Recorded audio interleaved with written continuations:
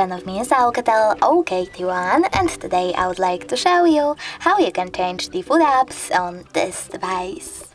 Start by opening Play Store and installing your new food app. In my case, it will be Opera Mini browser. You don't have to open it, just wait for it to download and select Home button.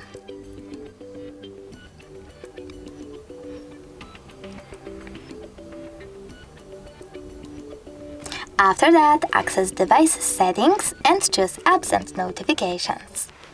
Now scroll down, click on Advanced and tap on the food apps. Lastly, tap on one of those sections. I wish to change my browser app, so I have to click on Browser, click on Opera Mini to set it up, and simply go back.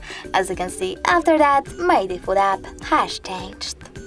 Thanks so much for watching. If you enjoyed this video, leave a like, comment, and definitely subscribe. Bye!